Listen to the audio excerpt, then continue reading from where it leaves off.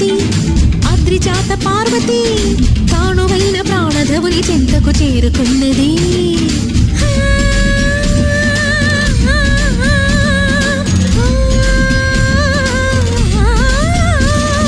భవుని భువికి తరలించేలా ధరణి దివిని తలపించేలా